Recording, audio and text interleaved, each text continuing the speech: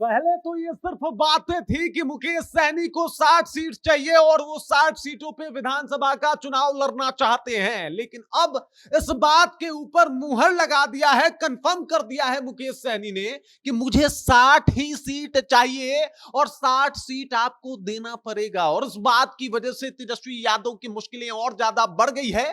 तेजस्वी यादव को भी ये समझ में नहीं आ रहा है कि भाई साहब इस समस्या का समाधान कैसे किया जाए, क्योंकि जिस तरीके से मुकेश सहनी ने अब लिखित तौर पे इसकी मांग कर दी है, इससे पूरा आरजेडी खेमा तरफराया हुआ है।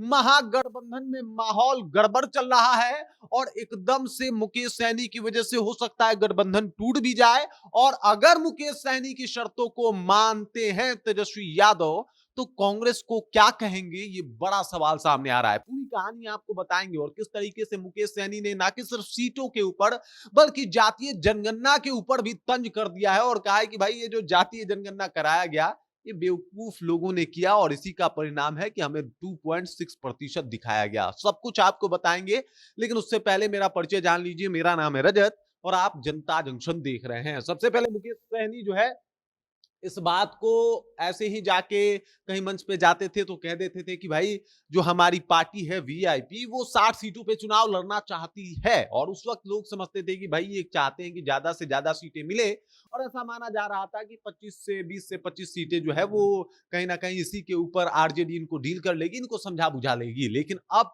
एकदम से मुकेश सहनी ने रट पकड़ लिया है, जिद पकड़ लिया है। मुकेश सहनी ने बकायदा अपने सोशल मीडिया अकाउंट पे एक पोस्ट किया और उन्होंने लिखा है कि पहला एजेंडा विकासशील इंसान पार्टी 2025 में 60 सीटों पर चुनाव लड़ेगी।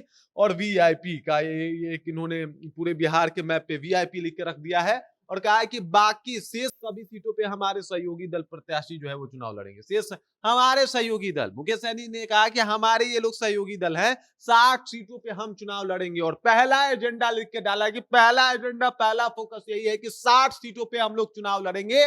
और इसकी घोषणा मुकेश सहनी ने कर दी है। जो समस्या है तेजस्वी यादव के लिए, जो परेशानी है तेजस्वी यादव के लिए, क्योंकि 70 सीट तो पहले से ही जो है इनसे कांग्रेस मांग रही है और इसी के ऊपर ये जो है वो हामी भरने को तैयार नहीं है।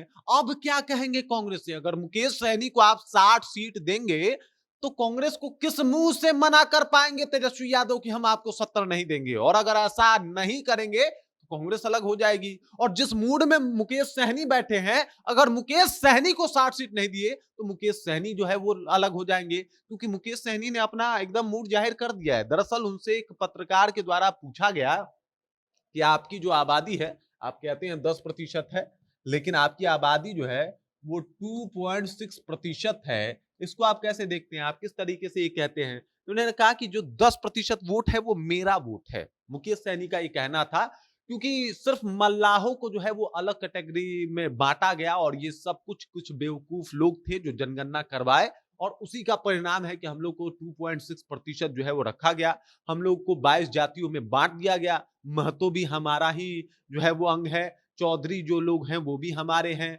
चौहान जो है वो भी हमारे हैं, नुनिया जाति वाले भी हमारे हैं, मल्लाह जाति वाले भी हमारे हैं। तमाम तरीके का इन्होंने बात किया और इन्होंने कहा कि कुल मिला के हम 10% हैं और ये 10% वोटर जो हैं वो सिर्फ हमारे हैं। इसको बांटने की कोशिश की गई, लेकिन जब हम सरकार में आएंगे तो दुरुस्त कर देंगे। अब मजे की बात की जाती है जनगणना कराया किसने बिहार में, तो उस वक्त तेजस्वी यादव इस बात का क्रेडिट लेते हैं और कहते हैं कि भाई हमने कराया था।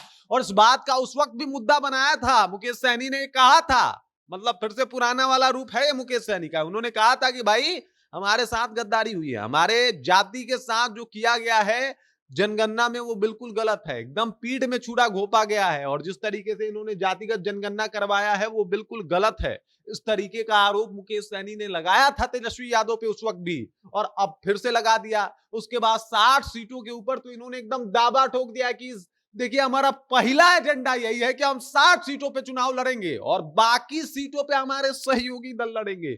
बाकी सीटों पे सहयोगी दल कौन? आरजेडी अब जो है उनको बता रहे हैं कि हमारे सहयोगी दल हैं, कांग्रेस सहयोगी दल है, जो लेफ्ट की पार्टियां हैं वो सहयोगी दल है और वो लोग लड़ेंगे 60 सीटों पे हम लड़ेंगे।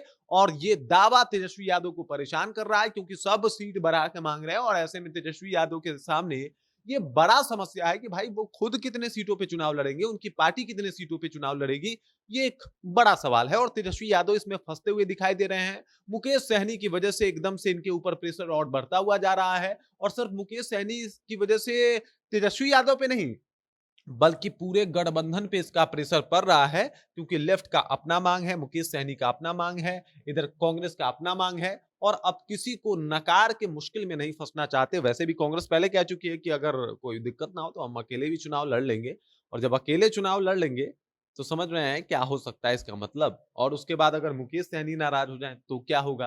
मतलब बड़ी मुश्किल में है भाई आरजेडी और आरजेडी के लिए समस्या और ज्यादा बड़ी होती हुई दिखाई दे रही है। और इधर 60 सीटों की दावेदारी उन्होंने पुख्ता कर दी है कि ये कहा है कि भाई 60 सीटों पे चुनाव लड़ेंगे, हमारा पहला एजेंडा यही है।